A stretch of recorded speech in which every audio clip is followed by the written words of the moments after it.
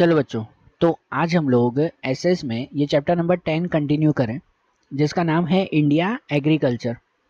देखो, इस चैप्टर में हम लोग हमारे इंडिया के एग्रीकल्चर के बारे में समझ रहे थे ना, कि जिसमें स्टार्टिंग के हमने कुछ पॉइंट्स देखे थे, एग्रीकल्चर के टाइप्स देखे थे, और उसके बाद एग्रीकल्चर में कौन कौन से मेन प्रोडक्ट इंडिया में तैयार होते हैं उसके बारे में हम लोग समझ रहे थे, जिसके अंदर इंडिया के फूड ग्रेन्स के बारे में हमने समझा था। फूड ग्रेन्स उनके बारे में समझा था ना, पल्सेस के बारे में समझा था, कौन कौन से पल्सेस मतलब कि जो दाल जिसमें से बनती है उसके बारे में भी समझा, और ऑयल सीड के बारे में समझा जिनमें से तेल तैयार होता है। अब ऐसे ही आगे दूसरे प्रोडक्ट के बारे में समझे कि जिनमें दूसरा प्रोडक्ट आता है अब हॉट बेवरेजेस। हॉट बेवरेजेस, तो ये बेवरेजेस किसे कहते हैं? बेवरेजेस का मतलब होता है ड्रिंक्स, कि जिन प्लांट में से कोई ड्रिंक बनती हो, और यहाँ पर कोल्ड ड्रिंक नहीं, हॉट है, हॉट बेवरेजेस, कि जिनमें सबसे पहला आता है टी, चाय, है कि नहीं। हमारे इंडिया में सबसे ज़्यादा यूज़ होने वाली अगर कोई ड्रिंक है तो वो ये टी। हर किसी को सुबह उठते ही ये चाय की ज़रूर पड़ती है ना। और ये जो टी के प्लांट्स होते हैं, ये भी समझो भाई प्लांट में से ये बनते हैं ना। इनके जो प्लांट होते हैं ना, इनके लीव्स एकदम स्किलफुली उनके प्लांट में से अलग किए जाते हैं। जो टी का पूरा खेत होता है ना, उनमें हर कोई जो है वो इनके पत्ते अलग नहीं कर सकता। उसके लिए स्पेशल स्किल चाहिए, कि जिससे परफेक्ट वे में पहले इस चाय के पत्ते, इनकी पत्तियाँ, वो इनके क्या कह सकते हैं पूरे क्रॉप्स में से अलग करते हैं। फिर उनके ऊपर फैक्ट्री में वर्क करते हैं। फिर उसमें से इन चाय की पत्तियों में से पाउडर बनाया जाता है, या तो छोटी छोटी पत्तियां बनाई जाती हैं, और वो पाउडर या वो पत्तियों से फिर ये चाय बनाई जाती है कि नहीं। हमारे यहाँ पर जो टी प्लांटेशन के लिए, या समझो टी के एग्रीकल्चर के लिए जो कंडीशन चाहिए ना, तो उसके लिए भी जनरली जो एकदम क्या कह सकते हैं ठंडा एरिया हो ना, या जहाँ पर बारिश बहुत ज़्यादा होती हो, तो ऐसे एरियाओं में ये टी का प्लांटेशन ज़्यादा होता है। जनरली स्लोपी एरिया, जो क्या कह सकते हैं ढलान वाला एरिया, पहाड़ जैसा जो एरिया हो, तो वहाँ पर ये टी का प्लांटेशन इजीली होता है। टेम्परेचर के लिए जनरली 20 to 30 डिग्री जितना सेल्सियस जितना टेम्परेचर हो, और ईयरली 200 सेंटीमीटर जितनी जहाँ पर बारिश होती हो, तो वहाँ पर ये टी का प्लांटेशन होता है। ठीक है। और टी के प्लांटेशन में भी हमारा इंडिया वो पूरे वर्ल्ड में सेकंड नंबर पे आता है। पहले नंबर पे चाइना, और दूसरे नंबर पे ये इंडिया, और तीसरे नंबर पे श्रीलंका। ये तीन कंट्रीज, ये जो एक दूसरे के पड़ोसी कहलाए, तीनों के तीनों, ये इंडिया, चाइना और श्रीलंका, ये तीनों ही पूरे वर्ल्ड की ऑलमोस्ट टी प्रोड्यूस करते हैं। पूरे वर्ल्ड में समझो इन तीन देशों में से जो है वो चाय एक्सपोर्ट होती है। हमारे इंडिया की अगर बात करें तो इंडिया में सबसे ज़्यादा चाय बनती है आसाम और वेस्ट बंगाल में। आसाम में और वेस्ट बंगाल में पूरी इंडिया का 70%, 75% टी प्लांटेशन वो यहाँ पे होता है, आसाम और वेस्ट बंगाल में।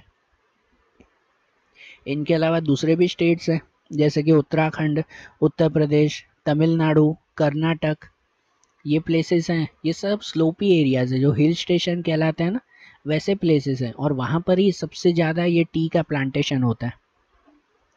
ठीक है। इन हॉट बेवरेजेस में टी के बाद दूसरा आता है, वो आता है कॉफ़ी, है ना। टी के साथ कॉफ़ी भी आता है।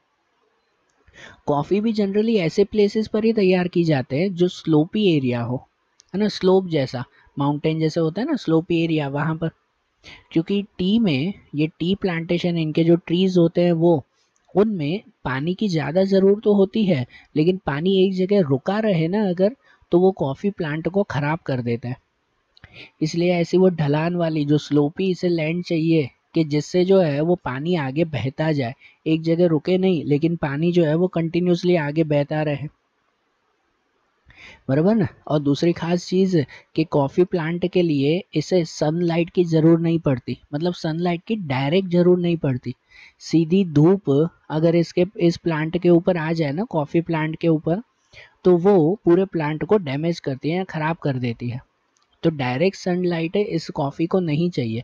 इसलिए जनरली कॉफ़ी ऐसे एरिया में तैयार करते हैं कि जहाँ पर छाँव हो, जहाँ पर शेडी एरियाज हो, हमेशा छाँव रहती हो ना, तो वहाँ पर ही ये टी के प्लांट से तैयार किए जाते हैं। इसके लिए टेम्परेचर वो एकदम ठंडा टेम्परेचर चाहिए, 15 टू 28 डिग्री जितना सेल्सियस जितना टेम्परेचर। बारिश भी काफ़ी ज़्यादा, 150 टू 200 सेंटीमीटर जितनी ईयरली रेनफॉल जहाँ पर होती हो, तो वहाँ पर ये कॉफ़ी तैयार होती है। कॉफ़ी के लिए हमारे इंडिया में सबसे फेमस जो प्लेसेस है ना, तो वो है कर्नाटक। कर्नाटक का कुर्ग रीजन, ये नाम याद भी रखना, कर्नाटक का कुर्ग कुर्ग एरिया, वो ये कॉफ़ी के लिए बहुत फेमस है। पूरे इंडिया की सबसे बेस्ट कॉफ़ीज़ वो वहाँ पर तैयार होती है। हाँ, कॉफ़ीज़ इनके भी अलग अलग टाइप्स आते हैं। इनके अलावा कर्नाटक के अलावा केरला, तमिलनाडु, वहाँ पर ये क्या कहते हैं कि भाई कॉफ़ी के ये प्लांटेशन सबसे ज़्यादा होते हैं। मतलब समझो ना, साउथ इंडिया वो कॉफ़ी के लिए बहुत फेमस है। और इनके प्लांट्स में भी, या कॉफ़ी के सीड्स वो कैसे तैयार किए जाते हैं पता है? कि इनके जो प्लांट्स होते हैं ना, उनमें कॉफ़ी के फ्रूट्स तैयार होते हैं। जैसे आप ये फ़ोटो में देख रहे हो ना, रेड कलर के, उनमें से पहले जो है वो कॉफ़ी के समझो सीड्स, इस फ्रूट के अंदर छोटे छोटे सीड होते हैं, वो सीड निकाले जाते हैं जो आप पास के फ़ोटो में देख रहे हो ऐसा, कि फिर इन सीड को ग्राइंड किया जाता है। इस सीड को ग्राइंड करके इनका पाउडर बनाया जाता है, और वो कॉफ़ी पाउडर आप लोग ड्रिंक में यूज़ करते हो। आप लोग घर पे कॉफ़ी बनाते होगे तो वो पाउडर डालते हो ना जो, तो वो पाउडर ऐसे सीड में से ही बनता है। और ये सीड बनते हैं ऐसे रेड कलर के फ्रूट्स में से, ये कॉफ़ी के फ्रूट्स जैसे कहलाए। समझ आ रही है बात? अब इनके बाद हॉट बेवरेजेस में दूसरा आता है, वो आता है कोकोआ। कोकोआ कोकोआ ऐसा है, ऐसा प्लांट है कि जिनका यूज़ हॉट बेवरेजेस और कोल्ड बेवरेजेस दोनों में होता है। कोकोआ जो बनता है ना, वो कोकोआ फ्रूट में से, कोकोआ का स्पेशल फ्रूट आता है। जैसे आप ये फोटो में देख रहे हो कि इतना बड़ा ये कोकोआ का फ्रूट आता है, और उनमें से जो है फिर इनके सीड्स निकाले जाते हैं। जो पास के फोटो में देख रहे हो ना, कि ये कोकोआ के सीड हैं, उनके जो है वो सीड्स हैं ये सब। फिर उन सीड को क्रश करके, उन सीड को ग्राइंड करके, फिर उनमें से ये कोकोआ पाउडर बनाते हैं, है ना? जैसे आप लोग सिंपल में कोको पाउडर कहते हो, बरोबर। ये कोकोआ प्लांट भी जनरली जहाँ पर गर्मी ज़्यादा होती है ना, वहाँ पर ये तैयार होता है। गर्मी और पानी की इसे बहुत ज़्यादा ज़रूर पड़ती है ये कोकोआ को। कोकोआ सबसे ज़्यादा पूरे वर्ल्ड में अफ्रीका में तैयार होता है। अफ्रीकन कंट्रीज़ में सबसे ज़्यादा कोकोआ तैयार होता है, ये कोको प्लांट तैयार होता है, ठीक है। और पूरे वर्ल्ड में जो कोको पाउडर, जो चॉकलेट्स, वो जहाँ पे यूज़ होते हैं ना, या समझो जहाँ से बनते हैं, वो सबसे ज़्यादा फेमस भी अफ्रीका ही है ना? और हमारे इंडिया में, इंडिया की अगर बात करें तो यहाँ पे केरला, कर्नाटक, आंध्र प्रदेश, तमिलनाडु, जो साउथ इंडिया के स्टेट्स हैं, कि वहाँ पर ये कोकोआ प्लांट सबसे ज़्यादा तैयार होते हैं, ठीक है। और जैसे मैंने बताया कि इनके ये कोकोआ फ्रूट्स में से ऐसे सीड निकाल कर फिर उनको ग्राइंड करते हैं, तो ये जैसे फोटो में दिया हुआ है ना, ऐसा कोको पाउडर बनता है। फिर ये कोको पाउडर में से फिर अलग अलग प्रोडक्ट्स बनाते हैं। जैसे आप कोको पीते हो, वो भी इनके थ्रू बनता है। इनके अलावा जो भी तरह के चॉकलेट्स बनते हैं, कोई भी तरह की कैडबरी जैसे आप खाते हो, चॉकलेट्स खाते हो, तो वो भी ऐसे ही कोकोआ में से तैयार होते हैं, ठीक है। या चॉकलेट की कोई भी दूसरी वेराइटी, आज तो कितनी सारी वेराइटीज़ मिलती है ना, चॉकलेट सिरप आता है, या फिर जो है वो ये चॉकलेट की दूसरी क्रीम आती है, बहुत सारी चीज़ें आती हैं। तो ये सभी चीज़ें इनमें से बनते हैं। और कोकोआ ड्रिंक भी बनता है, हॉट ड्रिंक भी बनता है, जैसे आप लोग हॉट कोको कहते हो, शायद आप लोगों ने पिया हो ऐसा, हॉट कोको कहा जाता है। वो हॉट ड्रिंक इनमें से बनता है, ये वो भी बेवरेजेस। और कोल्ड बेवरेजेस भी इनमें से बनता है, जो आप लोग कोको पीते हो वो, ठीक है। समझ आई बात? तो ये सब क्या कहलाए? हॉट बेवरेजेस कहलाए। अब बेवरेजेस के बाद दूसरा आता है, वो आते हैं कैश क्रॉप्स। अब प्लांट्स में या एग्रीकल्चर में दूसरा पॉइंट आता है वो कैश क्रॉप के लिए। तो कैश क्रॉप्स क्या कहलाते हैं? कैश क्रॉप्स मतलब वो कहलाते हैं कि जो समझो कि कमर्शियली सबसे ज़्यादा यूज़ होते हो, बिजनेस में सबसे ज़्यादा यूज़ होते हो, कि जिनका एज अ रॉ मटेरियल भी, फैक्ट्रियों में एज अ रॉ मटेरियल भी इनका यूज़ किया जाता है, और जिनकी हमेशा डिमांड रहती है। कि जिनको ऑन द स्पॉट सेलिंग करके और ऑन द स्पॉट उनमें से अच्छा खासा प्रॉफिट कमाया जाता है। इसी वजह से इसे कैश क्रॉप्स कहते हैं, ठीक है ना, जिनमें से प्रॉफिट सबसे ज़्यादा होता है। तो ऐसे कैश क्रॉप्स में सबसे पहला आता है कॉटन, ठीक है। ये कैश क्रॉप्स जनरली सिंपल में समझो ना तो इनका खाने पीने के लिए या दूसरी चीज़ों में यूज़ नहीं होता, होता भी है लेकिन कम। ज़्यादातर यूज़ इनका बिजनेस के लिए होता है। इनमें से दूसरी चीज़ें तैयार की जाती है, एज अ रॉ मटेरियल इनका यूज़ होता है, ठीक है। तो ऐसे कैश क्रॉप में सबसे पहला कौन सा, कॉटन के बारे में समझे हम लोग। तो जितने भी कैश क्रॉप्स हैं ना दूसरे, उन सभी में से कॉटन का प्रोडक्शन हमारे इंडिया में सबसे ज़्यादा होता है। कॉटन जनरली है तो खरीफ क्रॉप, मतलब बारिश के मौसम में तैयार होता है, लेकिन ठंडी के मौसम में भी इजीली ये कॉटन तैयार किया जा सकता है ना। इसके लिए कॉटन के लिए ज़्यादातर ब्लैक सॉइल की ज़रूर होती है। आप लोगों ने शायद पहले के चैप्टर में, पता है वो सॉइल के बारे में आप लोग समझ रहे थे कि जिसमें ब्लैक सॉइल को ही कॉटन सॉइल भी कहते हैं, है कि नहीं। तो कॉटन सॉइल या कहो ब्लैक सॉइल, उनमें ये कॉटन सबसे ज़्यादा तैयार होता है। इसके लिए टेम्परेचर वो नॉर्मल टेम्परेचर चाहिए होता है, 20 to 35 डिग्री सेल्सियस जितना टेम्परेचर। बारिश भी इतनी ज़्यादा नहीं, मीडियम बारिश जहाँ पर होती हो, 30 से 70 सेंटीमीटर जितनी बारिश जहाँ पर होती हो, तो वहाँ पर ये कॉटन प्लांट तैयार होता है, ठीक है। मतलब ऐसे समझो ना कि साल के 12 महीनों में से 6 से 8 महीने ये कॉटन प्लांट तैयार होता है। और इसी वजह से तो कॉटन का प्रोडक्शन इतना अच्छा है ना हमारे इंडिया में, है ना। और इंडिया में सबसे ज़्यादा प्रोडक्शन है ना गुजरात में होता है कॉटन का। इनके अलावा दूसरे अगर प्लेसेस कहें ना कि जहाँ पर ये कॉटन का प्रोडक्शन होता है, तो उनमें गुजरात, महाराष्ट्र, तेलंगाना, कर्नाटक, आंध्र प्रदेश, हरियाणा, राजस्थान, पंजाब, तमिलनाडु, उड़ीसा। तो इन सभी प्लेसेस पर ये कॉटन का प्लांटेशन बहुत ज़्यादा होता है, बराबर। इनके अलावा दूसरा, सिर्फ गुजरात की अगर बात की जाए कि गुजरात में सबसे ज़्यादा कॉटन कहाँ कहाँ तैयार होता है, तो उनमें सुरेंद्रनगर, राजकोट, वडोदरा, अहमदाबाद, साबरकांठा, महसाणा, बोटाड, भरूच, खेड़ा, सूरत, पंचमहाल, अमरेली, भावनगर, पाटण, जूनागढ़, जामनगर, इन सभी प्लेसेस पे ये कॉटन का प्रोडक्शन होता है। तो आप खुद ही सोचो कि भाई शायद ही कोई ऐसी प्लेस होगी कि जहाँ पर कॉटन के प्लांट्स नहीं तैयार होते हो, ये कैश क्रॉप नहीं तैयार होते हो। और ये कैश क्रॉप, ये कॉटन वो इतना यूज़फुल है कि इसे जो है वो हमारी इंडिया का वाइट गोल्ड कहते हैं। इंडिया में कॉटन को क्या कहते हैं पता है, वाइट गोल्ड। क्यों, क्योंकि ये बहुत यूज़फुल है। एक तो सबसे पहले ये जो कॉटन इनमें से मिलता है, जैसे आप ये फोटो में देख रहे हो ना कि ये वाइट कॉटन इनमें से मिलता है, इस कॉटन का इंडस्ट्रीज में यूज़ करके उनमें से कॉटन क्लोथ बनाते हैं या दूसरी चीज़ें बनाते हैं कॉटन की, ठीक है। और इनके अलावा भी दूसरे इनके सीड होते हैं ना, कॉटन के सीड, इनके छोटे छोटे दाने भी इनमें से निकलते हैं। वो कॉटन सीड का यूज़ उनमें से ऑयल बनाने के लिए करते हैं, उनके सीड में से भी ऑयल बनता है। और उस ऑयल का खाने में भी काफ़ी जगह पर यूज़ होता है। हाँ, कॉटन सीड में से जो ऑयल मिलता है ना, उनका खाने के लिए भी यूज़ करते हैं।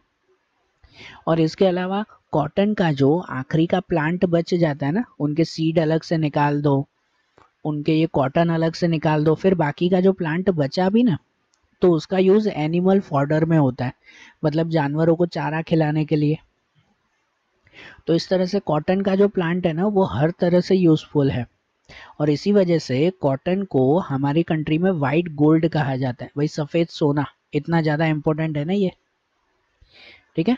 कॉटन के बाद दूसरा कैश क्रॉप आता है, वो आता है शुगर कैन। शुगर कैन आप सबको पता होगा ना, शुगर कैन जिसे हम लोग गन्ना कहते हैं। शुगर कैन पूरे वर्ल्ड में इंडिया में काफ़ी ज़्यादा तैयार होता है। इंडिया शुगर कैन के लिए भी सेकंड नंबर पे आता है, नंबर 1 पे ब्राज़ील आता है। ब्राज़ील के बाद इंडिया है कि जहाँ पर सबसे ज़्यादा ये शुगर कैन तैयार होता है। और आपको पता है ना, इनके ये क्रॉप, शुगर कैन के क्रॉप्स भी बहुत यूज़फुल है हमारे लिए। इस शुगर कैन में से शुगर बनता है। इनके अलावा जगरी, जिसे हम लोग गुड़ कहते हैं, तो वो जगरी जगरी तैयार होती है। इनके अलावा खांडसरी या इथेनॉल, जो अल्कोहल हम लोग कहते हैं, वो भी इनमें से ही तैयार होता है, शुगर कैन में से। शुगर कैन के लिए जो क्लाइमेट चाहिए ना, तो उसके लिए 21 to 27 सेल्सियस डिग्री जितना टेम्परेचर, जनरली 75 to 100 सेंटीमीटर जितनी बारिश, और उसके लिए ब्लैक एलुवियल सॉइल चाहिए, है ना। इसके लिए भी कॉटन सॉइल की तरह इनमें भी ब्लैक एलुवियल सॉइल की ज़्यादा ज़रूर पड़ती है। हमारे यहाँ पे सबसे ज़्यादा जो शुगर कैन तैयार होता हो ना, तो वहाँ वो महाराष्ट्र में है। सबसे ज़्यादा प्रोडक्शन शुगर कैन का महाराष्ट्र में होता है। महाराष्ट्र के बाद उत्तर प्रदेश, और हमारे गुजरात में अगर कहो तो साउथ गुजरात और सौराष्ट्र के पास में सबसे ज़्यादा ये शुगर कैन तैयार होते हैं। ठीक है। शुगर कैन के बाद दूसरा कैश क्रॉप आता है, वो है जूट। जूट पता है ना, सिंपल हम लोग कहें ना कि जिनमें से वो अनाज की बोरियां नहीं बनती, वो जूट कहलाता है। जूट के लिए अगर हम लोग कंडीशन देखें ना, तो जूट जनरली डेल्टा रीजन में ज़्यादा तैयार होता है। डेल्टा रीजन मतलब जो नदी किनारे के एरियाज के, जहाँ पर हर साल नदी के पानी की वजह से न्यू सेडिमेंट डिपॉजिट होता हो, है ना। वो पानी अपने साथ new alluvial soil, new sediment लेकर आते हैं ना। तो नदी के किनारे जहाँ पर हमेशा ये न्यू सेडिमेंट आता हो, जहाँ पर ये बारिश बहुत ज़्यादा होती हो, तो ऐसे प्लेसेस पर ये जूट तैयार होता है। इसके लिए हमेशा ह्यूमिड क्लाइमेट चाहिए, जो भेज वाला क्लाइमेट होता है ना वैसे, और ज़्यादा थोड़ी गर्मी होनी चाहिए। 30 to 40 डिग्री सेल्सियस जितना टेम्परेचर इसके लिए चाहिए। और बारिश में भी 100 सेंटीमीटर से ज़्यादा की बारिश होनी चाहिए, तो ये जूट तैयार होता है। जूट हमारी कंट्री में सबसे ज़्यादा तैयार होता है वेस्ट बंगाल में। वेस्ट बंगाल में आया हुआ गंगा रिवर, जो वहाँ पे उसे हुगली रिवर कहते हैं, गंगा रिवर को वहाँ पे हुगली रिवर कहा जाता है। तो वेस्ट बंगाल के पास में जो हुगली रिवर है, वहाँ पे सबसे ज़्यादा ये जूट तैयार होता है, क्योंकि उस एरिया की कंडीशन वो जूट के लिए बिल्कुल परफेक्ट है। वहाँ पे गंगा नदी का जो डिपॉजिट आता है, वहाँ का जो सेडिमेंट आता है गंगा रिवर की वजह से, तो वहाँ की सॉइल बहुत ही फर्टाइल रहती है। वहाँ का क्लाइमेट भी एकदम ह्यूमिड भेज वाला है। ठीक है। और बारिश भी वहाँ वेस्ट बंगाल में अच्छी खासी हो जाती है, तो इसकी वजह से जूट वहाँ पर बहुत अच्छी तरह से तैयार होता है। और वेस्ट बंगाल के अलावा आसाम, बिहार, उड़ीसा, उत्तर प्रदेश के जहाँ जहाँ पर नदी किनारे अच्छे हैं और जहाँ पर बारिश भी अच्छी होती है, तो वहाँ पर ये जूट तैयार किए जाते हैं। ये जूट वो समझो हमारे इंडिया में, पूरे वर्ल्ड में मैक्सिमम इंडिया में जो है वो तैयार होता है। इंडिया के बाद आता है बांग्लादेश। इंडिया की हमेशा बांग्लादेश के साथ कंपटीशन रहती है इस जूट में, कि भाई कहाँ पर बेटर और ज़्यादा जूट तैयार होता है। उसमें इंडिया वो हमेशा जूट में सबसे पहले आता है। जूट को हमारे इंडिया में गोल्डन फाइबर कहा जाता है। जूट एक तरह का फाइबर है ना, ठीक है ना। फाइबर मतलब जो डोरी कहलाती है। मतलब जूट के जो है वो पर्टिकुलर पूरे प्लांट से तैयार होते हैं, जैसे आप ये पहले फोटो में देख रहे हो ना, तो ऐसे बड़े प्लांट तैयार होते हैं ये जूट के। फिर इनको ड्राई किया जाता है। जब ये प्लांट्स पूरी तरह से तैयार हो जाए ना, तो इनकी स्टीम को ड्राई किया जाता है, सुखाया जाता है, जैसे आप दूसरे फोटो में देख रहे हो। और उन्हें सुखाकर उनमें से फिर उनके फाइबर्स, उनकी छोटी छोटी डोरी बनाते हैं। और फिर उनका यूज़ कितनी सारी जगह पर होता है, जैसे ये अनाज की बोरियां जो गनी बैग्स कहलाती है, वो बनाने के लिए। इनके अलावा रोप बनाना, बैग, फुटवेयर, चप्पल वगैरह भी बनती है इनसे। हैंडीक्राफ्ट की चीज़ें बनती है, मैट्रेसेस बनती हैं, कितने सारे क्लोथ भी इनमें से बनते हैं। तो जूट में से कितनी सारी चीज़ें तैयार होती हैं, बराबर ना। हमारी इंडिया में जूट की इंडस्ट्रीज वो काफ़ी अच्छी तरह से चलती हैं। ठीक है। तो अब जैसे ये जूट के बारे में समझाना, कैश क्रॉप, उसके बाद दूसरा कैश क्रॉप आता है, वो आता है टोबैको। टोबैको के बारे में, टोबैको वो भी एक खरीफ क्रॉप है। खरीफ क्रॉप मतलब कि बारिश के मौसम में ये टोबैको तैयार होता है। टोबैको के लिए अगर कंडीशन समझो ना, तो इसके लिए सैंडी एंड लॉमी सॉइल चाहिए, थोड़ी रेती जैसी जमीन। टेम्परेचर में 20 डिग्री सेल्सियस जितना टेम्परेचर, मतलब थोड़ी ठंडक होनी चाहिए। एंड 100 सेंटीमीटर जितनी बारिश होनी चाहिए। ठीक है ना, अच्छी खासी बारिश भी चाहिए इसे। ये जो है टोबैको, वो सबसे ज़्यादा जो स्टेट्स में तैयार होता है ना, तो वो हमारे इंडिया में गुजरात, आंध्र प्रदेश, उत्तर प्रदेश, कर्नाटक, इन स्टेट्स में सबसे ज़्यादा टोबैको तैयार होते हैं। पूरे वर्ल्ड वाइड भी अगर बात करें ना, तो वर्ल्ड वाइड भी इंडिया आता है यहाँ पर सबसे ज़्यादा टोबैको तैयार करने में। इनके अलावा चाइना, ब्राज़ील, यूएसए, ये कंट्रीज़ हैं कि जहाँ पर टोबैको सबसे ज़्यादा तैयार किया जाता है, बराबर। और दूसरे देशों में एक्सपोर्ट भी किया जाता है इन देशों के थ्रू। हमारे इंडिया में से भी ये टोबैको बाहर के देशों में एक्सपोर्ट होता है। और इंडिया में जो स्टेट्स मैंने बताया ना, उनमें से सबसे ज़्यादा पूरी इंडिया में 80% टोबैको हमारे गुजरात में तैयार होता है। ठीक है, 80% टोबैको यहाँ पर तैयार होता है। कि जहाँ गुजरात में सबसे फेमस रीजन है वो है क्या कहते हैं, चरोतर रीजन, खेड़ा के पास में आया हुआ चरोतर प्लेस, वो ये टोबैको के लिए बहुत ज़्यादा फेमस है। इनके अलावा आणंद, महसाणा, वडोदरा, पंचमहाल, यहाँ पर भी टोबैको ज़्यादा बनाया जाता है। ये टोबैको का यूज़ हमें पता है ना, कि गुटखा, बीड़ी, सिगारेट, स्निफ, ये सब बनाने के लिए इन टोबैको का यूज़ होता है। टोबैको के जो लीव्स होते हैं ना, वो ग्रीन एंड येलो कलर के लीव्स होते हैं। ठीक है, जब ये पूरी तरह से तैयार होता है ना, पहले इनकी एक खासियत बता रहा हूँ कि जब ये पूरी तरह से तैयार हो जाते हैं ना ये लीव्स, तो सनलाइट में है ना ये लीव्स एकदम येलो कलर के चमकदार, जैसे वो नहीं कहते सोने की तरह चमकते हुए लगते हैं। इसलिए हमारे गुजरात में जो चरोतर प्लेस है ना, वो चरोतर प्लेस को ये टोबैको की वजह से सबसे ज़्यादा पहचाना जाता है। और वहाँ पे जब ये टोबैको प्लांट तैयार होता हो ना, तो लिटरली ऐसे लगता है कि जैसे पूरी ज़मीन पे सोना बिखरा हुआ है। ठीक है, क्योंकि इनके लीव्स इतने अच्छे होते हैं। फिर ये पूरी तरह से तैयार हो जाते हैं तो इनके लीव्स को काट कर ड्राई किया जाता है, सुखाया जाता है इनके पत्तों को, और फिर उनमें से ऐसे छोटा सा पाउडर बनाया जाता है। उन्हें जो है वो क्या कहते हैं, ग्राइंड करके पाउडर बनाया जाता है। और फिर वो पाउडर में से ये बीड़ी, ये गुटखा, सिगारेट, ये सब बनाते हैं। बरोबर, ये टोबैको ऐसे समझो हमारी कंट्री में सिर्फ है ना इनकम के लिए बनाया जाता है, बाकी जनरली टोबैको हेल्थ के लिए बहुत खराब है ना। आप सबको भी पता है ना कि टोबैको खाना हेल्थ के लिए बहुत खराब है। हमारी पूरी इंडिया में ना सिर्फ एक ऐसा स्टेट है कि जिन्होंने टोबैको के ऊपर बैन कर दिया है, वो स्टेट है सिक्किम। हमारी कंट्री में सिक्किम प्लेस है कि जहाँ पर टोबैको बैन है, वहाँ पे जाओ ना तो टोबैको रिलेटेड कोई चीज़ न वहाँ पे तैयार होती है, न वहाँ पे ऐसी खेती की जाती है, न वहाँ पे बेची जाती है। सोचो कि ऐसा जो है वो बाकी सब स्टेट में भी हो जाए तो कितना अच्छा।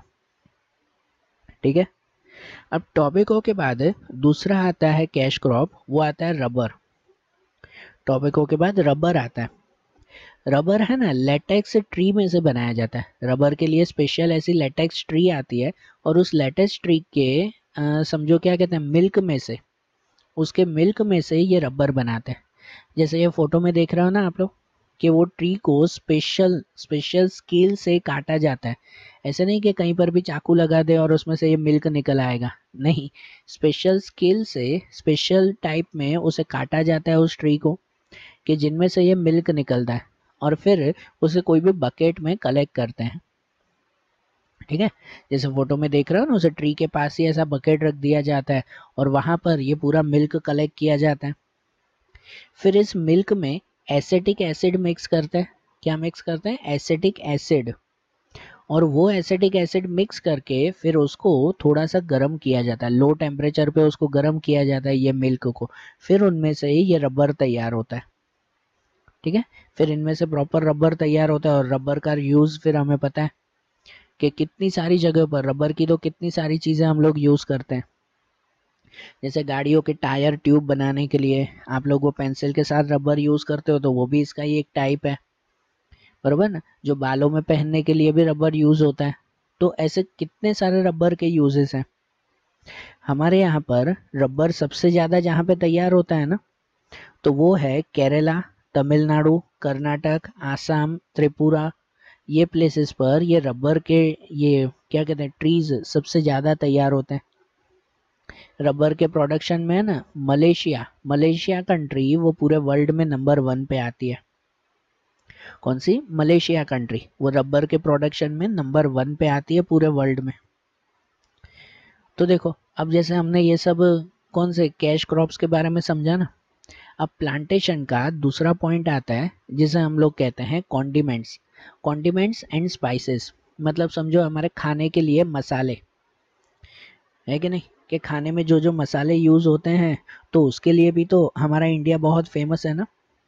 पता है ब्रिटिशर्स के टाइमिंग में भी, पहले के टाइमिंग में ब्रिटिशर्स भी खास इंडिया में आते थे ना, तो वो इंडिया के मसाले लेने के लिए। क्योंकि यहाँ के जो स्पेशल मसाले तैयार होते थे ना, उसकी डिमांड पूरे वर्ल्ड में होती थी। पहले यूरोपियन कंट्री के लोग, उनको इंडिया के मसालों के बिना तो समझो चलता ही नहीं था। यहाँ से कितने सारे मसाले बाहर के देशों में एक्सपोर्ट होते थे, है कि नहीं। और अभी तक जो है वो समझो कि इंडिया में सबसे ज़्यादा ये मसाले तैयार होते हैं। समझो पूरे वर्ल्ड के 35% जितने ये स्पाइसेस वो सिर्फ इंडिया में तैयार होते हैं। पूरे वर्ल्ड में से 35%, जिनमें से इंडिया में है ना ब्लैक पेपर, सिनामोन, क्लव, ये जो मसाले आते हैं वो मसालों की पूरे वर्ल्ड में डिमांड रहती है। यहाँ से आज भी दूसरे देशों में एक्सपोर्ट किए जाते हैं। हमारे गुजरात में ही कहो तो गुजरात में ही क्यूमिन सीड, फेनल सीड, इसबगोल, तो ये सब के प्रोडक्शन में गुजरात एकदम फेमस है कि नहीं। इनके अलावा पूरी इंडिया में दूसरे मेन जो मसाले तैयार किए जाते हैं वो आता है ड्राई कोरिएंडर, फेन्यूग्रीन, मस्टर्ड, अजवाइन, तो ऐसे मसाले यहाँ पे तैयार होते हैं। इनके अलावा पता है ना कि कितनी सारी चीज़ों का उन आयुर्वेद में यूज़ होता है दवाइयाँ बनाने के लिए, है ना। जैसे कि अश्वगंधा, तुलसी, करियतू, मिंदी अवल, वाइट मुसली, या फिर मधुनाशिनी, अशोक, गारमल, लिंडी पीपर, गालो, एलोवेरा, तो ऐसे कितने सारे प्लांट्स हैं। ये सब प्लांट में से ही तैयार होते हैं ना, कि जिनका यूज दवाइयों के लिए, मेडिसिन के लिए भी होता है। या फिर कि खाने में, या क्या कह सकते हैं कि हमारे खास स्वाद के लिए, खाने में भी स्पेशल स्वाद भरने के लिए, या ऐसे ही खाने के लिए भी कितने सारे प्लांट्स होते हैं। जैसे कि मिंट, मेंथोल, पेलमोर्जा, लेमन ग्रास, तो ये सब प्लांट्स होते हैं कि जिनका यूज़ खाने में स्पेशल स्वाद डालने के लिए यूज़ होता है। ठीक है, तो ऐसे कितने सारे स्पाइसेस वो भी तो हमारे इंडिया में तैयार होते हैं ना। और स्पाइसेस के अलावा दूसरे अगर आखिरी में बात करो तो वो आते हैं फ्रूट्स, वेजिटेबल, फ्लावर्स। ठीक है, इनमें भी हमारा इंडिया पीछे थोड़ी है। फ्रूट के प्रोडक्शन में हमारा इंडिया भी पूरे वर्ल्ड में सेकंड नंबर पे आता है, चाइना के बाद सेकंड नंबर पे आता है। यहाँ पर इंडिया में बनाना, मैंगो, एप्पल, ग्रेप्स, नाशपाती, ऑरेंज, ऐसे कितने सारे फ्रूट्स इंडिया में तैयार होते हैं। हर एक स्टेट, हमारे इंडिया का हर एक स्टेट वो अलग अलग फ्रूट्स के लिए फेमस है। हर स्टेट में अलग अलग तरह के फ्रूट्स तैयार होते हैं। जैसे कि तमिलनाडु में वो बनानास तैयार होते हैं, है ना। या इनके अलावा गुजरात और महाराष्ट्र भी बनाना के लिए फेमस है। जम्मू कश्मीर और हिमाचल प्रदेश में एप्पल्स तैयार होते हैं। उत्तराखंड, महाराष्ट्र या हिमाचल प्रदेश, जम्मू कश्मीर, इन प्लेसेस पे ग्रेप्स तैयार होते हैं, है कि नहीं। इनके अलावा पंजाब में, तमिलनाडु, आंध्र प्रदेश, ये सब भी ग्रेप्स के लिए फेमस है। यहाँ पर ग्रेप्स की डिमांड सभी फ्रूट्स में सबसे ज़्यादा है। जितने भी फ्रूट्स तैयार होते हैं ना, उन सब में ग्रेप्स की डिमांड बहुत ज़्यादा है। हमारे इंडिया में सबसे ज़्यादा खाने वाला अगर कोई फ्रूट्स का हो ना, तो वो शायद ग्रेप्स आता है। और इतनी डिमांड ज़्यादा है कि हमारे यहाँ पे जितना ग्रेप्स का प्रोडक्शन होता है ना, उतना पूरा नहीं पड़ता। जितने इंडिया में ग्रेप्स तैयार होते हैं ना, तो उससे ज़्यादा लोग खाने वाले हैं। तो डिमांड ज़्यादा है और यहाँ पर इतने क्रॉप्स तैयार नहीं होते। इसी वजह से ये ग्रेप्स हमें बाहर के देशों से इंपोर्ट करने पड़ते हैं, बाहर के देशों से मंगवाने पड़ते हैं। जैसे कि अफगानिस्तान, पाकिस्तान, ऑस्ट्रेलिया, इन देशों में अच्छे खासे ग्रेप्स तैयार होते हैं और हमें वहाँ से मंगवाने पड़ते हैं यहाँ पे। ठीक है, और इनके अलावा वेजिटेबल्स देखो तो कितने सारे तरह की वेजिटेबल्स यहाँ पे तैयार होती है ना, अलग अलग तरह की। और आज के मॉडर्न टाइम में तो इनके ऊपर एक्सपेरिमेंट भी होते हैं कि नई नई वेजिटेबल्स यहाँ पर तैयार होते हैं, नए नए फ्रूट्स यहाँ पर तैयार होते हैं। ठीक है, ऐसे कितने सारे फ्रूट्स हैं, कितने सारे वेजिटेबल्स हैं कि जो पहले यहाँ इंडिया में नहीं थे, लेकिन आज टेक्नोलॉजी की वजह से शुरू हुए हैं। इसके बारे में आगे एक पॉइंट भी है, वो भी देखेंगे। अभी जस्ट बता रहा हूँ कि शायद आपने वो देखा होगा ना फ्रूट्स में, वो कीवी देखा होगा। ये कीवी फ्रूट वो पहले नहीं मिलता था, अभी मिलता है। या इनके अलावा ड्रैगन फ्रूट, नाम सुना होगा ना शायद आपने, ड्रैगन फ्रूट। तो ये भी पहले कोई ऐसे फ्रूट नहीं थे, लेकिन अभी ये सब फ्रूट्स यहाँ पर मिलते हैं। ठीक है, और फ्लावर्स में भी कहो तो कितने सारे टाइप के फ्लावर्स इंडिया में तैयार होते हैं। रोज, जूई, मोगरो, गलगोटा, तो हमारा इंडिया हर तरह के प्लांटेशन में जो है वो फेमस है। हमारे इंडिया को एग्रीकल्चरल कंट्री कहते हैं, वो ऐसे ही थोड़ी कहते हैं, क्योंकि ऑलमोस्ट सभी चीज़ें एग्रीकल्चर की हमारे इंडिया में अलग अलग स्टेट्स में तैयार हो जाती है, बराबर ना। तो देखो आज जैसे हमने ये पॉइंट्स देखा ना कि यहाँ पर कैसे कैसे प्लांट्स, ये वेजिटेबल्स वगैरह तैयार होते हैं। अब हमारे एग्रीकल्चर पे टेक्नोलॉजी की क्या क्या इफ़ेक्ट हुई है, हमारे एग्रीकल्चर में पहले से अभी तक कैसे कैसे चेंजेस हुए हैं, वो हमारे चैप्टर का आखिरी पॉइंट, वो अब हम लोग कल के वीडियोस में देखेंगे। Okay, thank you.